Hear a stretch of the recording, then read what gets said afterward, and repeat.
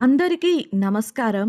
ఈరోజు కథ వసంత శిశిరం వసంత శిశిరం శిశిర ప్రక్కకు వెళ్లడంతో ఉమ దగ్గర కూర్చున్న కిషోర్, ఇప్పుడు చెప్పు, ఈ మధ్య సిస్టర్ మూడ్ ఎలా ఉంటోంది? సౌమ్య విషయం తెలిసాక మా వాడి గురించిన అభిప్రాయం ఏమైనా మారిందా అని ఆసక్తిగా అడిగాడు. అతని వంక కళ్ళు పెద్దవి చేసి గుర్రుగా చూసింది ఉమ. ఆమె అలా ఎందుకు చూస్తుందో అర్థం కాని కిషోర్, ఇప్పుడు నేనేమన్నానని నాపై కోపం చూపిస్తున్నావు? ప్రశ్న పూర్తి చేసేంతలో ఉమ తోసిన తోపుకు నేలపై చతికిలి పడ్డాడు. అబ్బా! నొప్పికి అరుస్తూ, రాక్షసి, ఇప్పుడు నన్ను ఎందుకు తోశావు? విసుగ్గా అడిగాడు. వచ్చి అతుక్కున్నట్లు కూర్చుంటే తొయ్యక వచ్చాడండి మహేష్ బాబు అని సంతోషించాలా? ఉక్రోషంగా జవాబిచ్చింది ఉమ. తనదే పొరపాటని అర్థం చేసుకున్న కిషోర్, ఏదో ఫ్రెండ్వి అన్న ఉద్దేశంతో కూర్చున్నాను అని అనగా, ఫ్రెండ్ అయితే మాత్రం పరాయి ఆడపిల్ల ప్రక్కన ఇంత చొరవగా ఎలా కూర్చుంటావు అని వాదించింది ఉమ. అమ్మా మహాతల్లి, సారీ, నా మెదడులో నువ్వు ఫ్రెండ్ అనే ఉంది కానీ ఆడపిల్లవి అనే ఆలోచన తట్టలేదు. సంజాయిషి ఇచ్చి నడుం పట్టుకొని లేచి నిలబడుతూ, అయినా నువ్వు ఆడపిల్లవని ఎవరన్నారు తల్లి? లోలోపల గుసగుసగా గొణుక్కున్నాడు. విని వినిపించనట్లు ఉన్న అతడి గుసగుసలకు, ఏంటి అన్న ఉమకు, ఏం లేదు తల్లి, ముందు నేను అడిగిన దానికి సమాధానం చెప్పు అంటూ జాగ్రత్తగా అదే సోఫాలో ఉమకు దూరంగా కూర్చున్నాడు. అతడి వంక అనుమానంగా ఓ చూపు విసిరి, తన గురించి ఇప్పుడు నీకెందుకు అని ప్రశ్నించింది ఉమ. నీకు తెలియనిదా? ఎవరో చేసిన తప్పు వల్ల నీ స్నేహితురాలి కాపురం నాశనమవుతుంటే చూస్తూ కూర్చుంటావా అని సూటిగా పాయింట్కొచ్చాడు కిషోర్. అర్థమైంది, నువ్వు వాళ్లను కలపాలి అనుకుంటున్నావా? కానీ ఇప్పుడు వాళ్ళు ఒకరికొకరు ఎదురుపట్టానికి కూడా సిద్ధంగా లేరు కదా అని అడిగింది ఉమ. ముందు సిస్టర్ మనసులో ఏం ఉందో చెప్పు, దాన్ని బట్టి ఏదైనా ప్రణాళిక వేయొచ్చు. కిషోర్ నమ్మకంగా చెప్పడంతో నిట్టూర్చి చెప్పడం ప్రారంభించింది ఉమ. ప్రస్తుతానికి తనకు వసంత్ గారిపై విపరీతమైన కోపం ఉన్నప్పటికీ అంతకు మించి తన మనసులో బాధ ఉంది. ఎందుకంటే తను ఆయన్ను మనస్ఫూర్తిగా ప్రేమించింది. కాబట్టి తన గురించి నాకు తెలిసినంతవరకు ఏదో మొండితనం వల్ల ఇలా ప్రవర్తిస్తోంది కానీ అతడిపై ప్రేమ పోలేదు. తన మొండితనం గురించి నీకు తెలీదు. ఏదైనా అనుకుందంటే సాధించే వరకు వదలదు. కొద్ది రోజుల ముందు నేను అడిగినప్పుడు కూడా ఇకపై తనకి వసంత్ గారికి మధ్య ఏం లేదని బలంగా చెప్పింది. సౌమ్య విషయంలో కాపలాగా ఉంటున్నారు అన్నప్పుడు కూడా అతను ఏం చేసుకుంటే నాకేంటి, మళ్ళీ నన్ను మెప్పించాలని ఇదంతా చేస్తున్నట్లున్నాడు, కాని నేనికపై పాత శిశురను కాను అని తేల్చి చెప్పింది. కోపంతో ఎటువంటి పిచ్చి నిర్ణయం తీసుకుంటుందో అని నాకు భయంగానే ఉంది అంటూ పూర్తి చేసింది. నిట్టూరుస్తూ, వాడు అలానే చేస్తున్నాడు. సిస్టర్కి ఎదురుపడలేక ఇవాళ ఈవెంట్ కూడా రాను అన్నాడు. నేనే బలవంతంగా లాక్కొచ్చాను. సిస్టర్ని మర్చిపోలేక జరిగింది వదిలేసి తనకు ఎదురుపడలేక మనస్తాపంతో తిండి తిప్పలు మానేశాడు. కనీసం ఇంటికి కూడా వెళ్లట్లేదు. నాతో నా ఫ్లాట్లోనే ఉంటున్నాడు. బెదిరింపులు, ఎమోషనల్ బ్లాక్మెయిల్స్ కూడా పనికి రావట్లేదు. తను సిస్టర్ విషయంలో చేసిన పొరపాట్లను గుర్తు చేసుకొని మరీ కుమిలిపోతున్నాడు. కనీసం ఇద్దరూ ఎదురుపడితే అయినా ఏదైనా అవకాశం ఉండొచ్చని అనుకున్నాను. కాని ఇద్దరూ ఎవరి దారి వారిదే అన్నట్లున్నారు దిగాలుగా అన్నాడు. ఉమా, పోనీ ఒకసారి నువ్వే శిశురను అడిగి చూడు. నీ పట్ల ఉన్న అభిమానంతో అయినా నీ మాటకు విలువిచ్చి మరోసారి ఆలోచించే అవకాశం ఉంది కదా అనగా కిషోర్ ముఖంలో చిన్న ఆశ కనిపించింది. సరిగ్గా అప్పుడే శిశిర అక్కడికి రాగా, సిస్టర్ కూర్చోండి అంటూ లేచి వేరే చోట కూర్చున్నాడు కిషోర్. శిశిర కూర్చోగానే, నేను మీతో కొంచెం మాట్లాడాలి సంశయిస్తూనే, అది మీ భార్యాభర్తల మధ్య జరుగుతున్న దాని గురించి అని అన్నాడు కిషోర్. అందుకు శిశిర మౌనం వహించగా, మీ ఇద్దరి మధ్య వచ్చిన సమస్య మీ ఇద్దరి వల్ల మొదలైంది కాదు, ఎవరో మూడో మనిషి చేసిన కుట్ర. అందుకు మీరిద్దరూ దూరంగా ఉండటం ఎంతవరకు సమంజసం? వాడు ఈ గొడవల వల్ల పిచ్చోళ్లా తయారయ్యాడు అని కిషోర్ అన్నప్పుడు కాసేపటి ముందు తాను చూసిన వసంత్ రూపం శిశిర కళ్ల ముందు మెదిలింది. సరైన నిద్రాహారాలు లేక అతని ముఖం వాడిపోయి కళ్ళు లోతుగా పీక్కుపోయి కనిపించాడు. బరువు కూడా తగ్గినట్టు తెలుస్తోంది. ముఖంలో ఎప్పుడూ కనిపించే నిగారింపు కాని మెరుపు కాని లేవు. మౌనంగా చూస్తున్న శిశిరను కదిలిస్తూ, మీరిద్దరూ ఒకసారి కూర్చుని ఎందుకు మాట్లాడుకోకూడదు అని ప్రశ్నించాడు కిషోర్. అందుకు ఆమె లేచి నిలబడుతూ స్థిరంగా, అతడికి నాకు మధ్య వ్యాపార భాగస్వామ్యం తప్ప మరే బంధమూ లేదన్నయ్యా. ఉండాలని కూడా నేను అనుకోవడం లేదు అని చెప్పింది. అది కాదురా అంటూ కిషోర్ సర్ది చెప్పబోయేంతలో అక్కడికొచ్చాడు భాస్కర్. మీడియా వాళ్ళంతా వచ్చారు అని అతడు చెప్పేసరికి అక్కడ్నుంచి వెళ్ళిపోయారు శిశిర, ఉమలు.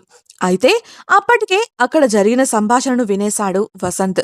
శిశిరతో మాట్లాడాలని ధైర్యం చేసి ఆ గదిలోకి వెళుతుండగా అతడికి వారి సంభాషణ వినపడింది. ఇంతలో భాస్కర్ రావడంతో అక్కడి నుండి వెళ్ళిపోయాడు. అలా వసంత్ వెళ్లడం భాస్కర్ చూశాడు కూడా. కాని ఆ భార్యాభర్తలు కలవడానికి తాను ఏం చెయ్యలేడు కాబట్టి మౌనంగా ఉండిపోవాల్సొచ్చింది. ప్రెస్ మీట్ జరుగుతున్న సమయంలో శిశిర, వసంత్ మరియు ఇంకొంతమంది కంపెనీ లీగల్ బృందం స్టేజ్ పై ఉన్నారు. ఆ సమయంలో ఉమా, కిషోర్లు స్టేజ్ వెనుక నిలబడి ఉండగా కిషోర్, మనమే ఎందుకు వాళ్ళిద్దరినీ కలపకూడదు? ఇలానే వదిలేస్తే వాళ్ళు కలిసే మార్గమే దొరకదు అన్నాడు. అవును, కాని ఎలా కలపాలి అడిగిన ఉమ వంక చూస్తూ ఆలోచనలో పడ్డాడు. కొంతసేపటికి సిస్టర్పై వాడికి ఎంత ప్రేమ ఉందో సిస్టర్కి తెలియచేద్దాం. ఎలాగంటే మనమే సిస్టర్కి ఒక ప్రమాదం ఎదురయ్యేలా చేద్దాం. తను ఆ ప్రమాదంలో ఉన్నట్లు వసంత్కి తెలిసేలా చేద్దాం. వాడు ఖచ్చితంగా కాపాడటానికొస్తాడు. వాడు తన కోసం ఎంత రిస్క్ తీసుకున్నాడో చూసి సిస్టర్ దిగొస్తుంది కదా. కిషోర్ చెబుతుంటే అతని వంక చిరాకుగా చూసింది ఉమ. కిషోర్, ఏంటి అలా చూస్తున్నావు అని అడిగితే, బాగా సినిమాలు చూస్తావనుకుంటా. చాలా సాధారణంగా ఉంది నీ ప్లాన్. అయినా ఇప్పుడు జరుగుతోంది అదే కదా. సౌమ్య తప్పించుకున్నప్పటినుంచి వసంత్ గారు శిశిరకు రక్షణనిస్తూనే కదా ఉన్నారు. అది తెలిసి కూడా శిశిర తగ్గలేదంటే తన మొండితనం గురించి అర్థం చేసుకో. అప్పుడు ఏదైనా కొత్తగా ఉంటే ఆలోచించు అంది ఉమ. సరే కానీలే, చూద్దాం, ఏదో ఒకటి ప్లాన్ చేస్తా అని కిషోర్ అంటే, దయచేసి వాళ్లను ఇంకా దూరం చేసే ప్లాన్ మాత్రం వెయ్యకు. పైకి కోపం చూపిస్తోంది కానీ దానికి ఆయనంటే ఎంతిష్టమో నాకు తెలుసు. దయచేసి దాన్ని ఇంకా బాధ మాత్రం పెట్టకు చెప్పేసి ప్రెస్ మీట్ అయిపోవడంతో ముందుకు వెళ్ళింది ఉమ. ఆమెను చూస్తూ మనసులో, పర్లేదు, తెలివైందే, నేనింకా తన ప్లాన్కి ఒప్పుకుంటుంది అనుకున్నాను. కానీ చాలా సరిగ్గా ఆలోచిస్తోంది అనుకుంటూ ముసిముసిగా నవ్వుకున్నాడు. శిశిర వెళ్లబోతుంటే ఆపి, సాయంత్రం పార్టీ ఉంది, మీరిద్దరూ తప్పకుండా రావాలి అని చెప్పాడు కిషోర్. పార్టీనా? మాకలాంటి అలవాటు లేవు, నువ్వు గాని చెయ్యి విసుగ్గా అన్న ఉమ మాటలతో, ఇది సరదా కోసం చేసుకుంటున్న పార్టీ కాదు తల్లి. కంపెనీ తరపున ప్రాజెక్ట్ అందరికీ తెలియడం కోసం ఏర్పాటు చేసిన పార్టీ. వస్తే సిస్టర్కి ఈ బిజినెస్ ఫీల్డ్లో కొంతమంది పరిచయం అవుతారు. తద్వారా భవిష్యత్తులో తనకే లాభం. అయినా నీ ప్రాజెక్టుకు సంబంధించిన ఈవెంట్లో నువ్వు లేకపోతే బాగోదు సిస్టర్ అని వివరించాడు కిషోర్. ఓ నిమిషం ఆలోచించిన శిశిర, సరే వస్తాను అన్నయ్య, వివరాలు పంపించండి అని అంది. అందుకు కిషోర్, ఇలా ఫార్మల్స్లో కాదు సిస్టర్, పార్టీ వేర్లో రావాలి. నేను మనిషిని ఫామ్ హౌస్కి పంపిస్తాను, మీకు నచ్చింది తీసుకోండి అన్నాడు. పార్టీ వేర్ మాకు నువ్వు పంపేదేంటి? ఏమీ అక్కర్లేదు, మేం షాప్కి వెళ్ళి కొనుక్కోగలం ధీమాగా చెప్పిన ఉమను చూసి నిట్టూరుస్తూ, మీరు షాపుల వెంటపడి తిరుగుతుంటే సిస్టర్కి సౌమ్య నుండి సెక్యూరిటీ ఎవరిస్తారు? నువ్విస్తావా అని వెటకారంగా అన్నాడు కిషోర్. అలా అని నువ్వు పంపే అరకొర బట్టలు మేం వేసుకోవాలా? ఉక్రోషంగా అడిగింది ఉమ. వీళ్ల వాదనకు విసిగిపోయి ఫోన్లో ఏదో చేస్తూ నిలబడింది శిశిర. ముఖం అదోలా పెట్టి, అయ్యా, నిన్ను అరకొర బట్టల్లో ఊహించడానికే భయంగా ఉంది. ఇంక చూట్టమా, మాకంత ధైర్యం లేదు కానీ పార్టీవేర్లో మీరు వేసుకునేట్లు పద్ధతిగా ఉండే బట్టలు కూడా ఉంటాయి కదా, అవే పంపిస్తాను. ఇంకొక్క మాట మాట్లాడినా నీకు మర్యాదగా ఉండదు. బయట కారొచ్చింది, వెళ్తే మిమ్మల్ని ఇంటి దగ్గర దింపుతారు. ఫోన్ చూస్తూ ఉమ వాదనకు విసిగిపోయి చెప్పాడు కిషోర్. ఉమ కోపంగా పళ్ళు కొరుకుతుంటే శిశిర ఆమె చెయ్యి పట్టుకుని అక్కడ్నుంచి లాక్కు వెళ్ళింది. కిషోర్ అది చూసి నవ్వుతూ బాయ్ చెప్పగా కార్ ఎక్కిన ఉమను, అసలేంటి నువ్వు పద్దాక అన్నయ్యతో అలా వాదన పెట్టుకుంటావేంటి అని ప్రశ్నించింది శిశిర. నేనెక్కడ పెట్టుకున్నాను? అతడే కదా మొదలెట్టింది, నన్నే అను అంటూ ఉక్రోషంగా చెప్పి అలిగి కిటికీ వైపుకు తిరిగి కూర్చుంది ఉమ. శిశిర నిట్టూర్చి ఫోన్ చూస్తూ ఉండిపోగా కొంతసేపటికి శాంతించిన ఉమ డల్లుగా ఉన్న శిశిరను చూసి ఏమైందని ప్రశ్నించింది. ఇషూకి కాల్ చేస్తుంటే ఎత్తట్లేదు, బిజీగా ఉందనుకుంటా. సాయంత్రం పార్టీవేర్ గురించి మాట్లాడదాం అనుకున్నాను సమాధానమిచ్చింది శిశిర. సరే వదిలేయ్, మీ అన్నయ్య పంపుతా అంటున్నాడుగా, వాటితో సరిపెట్టుకుందాం. సర్ది చెప్పిన ఉమకు, నాకు ప్రతిదానికి వాళ్లపై ఆధారపడటం ఇష్టం లేదు ఉమా. ఇంతకు ముందంటే వేరు, ఇప్పుడలా కాదు కదా సాలోచనగా చెప్పింది శిశిర. ఆమె వసంత్ని ఉద్దేశించి ఈ విధంగా మాట్లాడుతుందని గ్రహించిన ఉమ నెట్టూర్చింది. తన క్యాబిన్లో ఫోన్లోని శిశిర ఫోటో చూస్తూ బాధలో మునిగిపోయాడు వసంత్. ఎంతలా అంటే కిషోర్ ఆ గదిలోకి వచ్చి తన పక్కనే నిలబడినా కూడా గ్రహించలేనంతలా. అది గమనించి గొంతు సవరించాడు కిషోర్. అప్రమత్తమవుతూ ఫోన్ లాక్ చేసిన వసంత్ మాట మార్చడం కోసం గగన్ ఫోన్ చేశాడా అని ప్రశ్నించాడు. స్థిరంగా చూస్తూ, అన్నీ తెలిసి ఎందుకు అడుగుతావు? ఇక సిస్టర్కి ఎటువంటి ప్రమాదం లేదు, అన్నీ వాడు చూసుకుంటాడు, ముఖ్యంగా భీమాగాడు. నువ్వు సిస్టర్పై దృష్టి పెడితే చాలు అన్నాడు కిషోర్. తనకిష్టం లేని పని చేయడం నాకిష్టం లేదు, తనను ఇంకా బాధ పెట్టడం అంతకన్నా ఇష్టం లేదు. ఇకపై దీని గురించి మాట్లాడకు, వెళ్ళి సాయంత్రం పార్టీకి కావలసిన ఏర్పాట్లు చూడు. కిషోర్ వంక చూడకూడదని ఫైల్ చూస్తూ చెప్పాడు వసంత్. ఓహో, అలా అయితే లాయర్ని పిలిపిస్తాను, మ్యూచువల్ డైవర్స్పై సంతకం చెయ్యి సూటిగా అన్న కిషోర్ వంక కోపంగా చూస్తూ కాలర్ పట్టుకొని, ఏమన్నావ్ ఆవేశంగా ప్రశ్నించాడు వసంత్.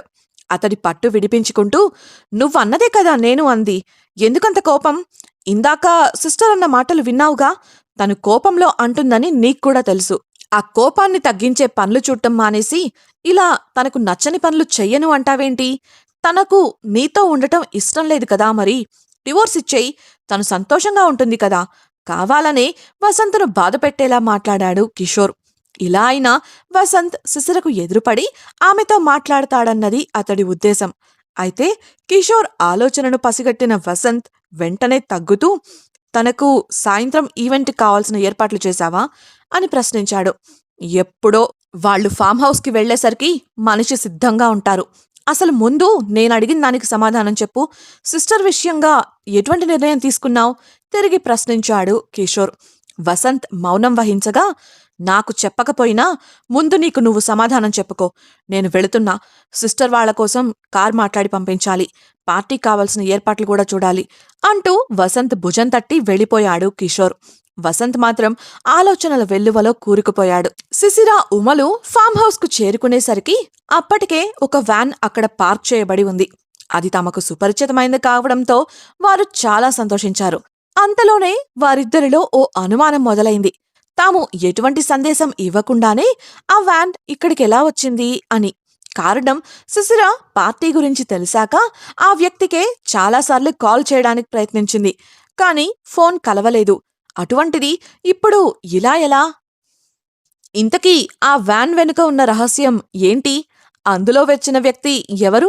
ఊహించని ఈ పరిణామంలో ఆమెకు ప్రమాదం పొంచి ఉందా? డివోర్స్ ప్రస్తావనకు వసంత్ ఎటువంటి నిర్ణయం తీసుకుంటాడు? శిశిరకు ప్రమాదం లేదు అనడంలో కిషోర్ ఉద్దేశమేంటి? సౌమ్య దొరికిందా? ఎప్పుడు? ఎలా? తెలుసుకోవాలనుకుంటున్నారా? అయితే ఛానల్ను సబ్స్క్రైబ్ చేసి వసంత శిశిరం నెక్స్ట్ పార్ట్ వినేయండి. అలాగే మీకు ఈ వీడియో నచ్చినట్లయితే లైక్ చేసి మీ సన్నిహితులకు షేర్ చేయండి. మీ అభిప్రాయాలను మాతో పంచుకోవడం కోసం కామెంట్ సెక్షన్లో తెలియజేయగలరు. Thank you for listening.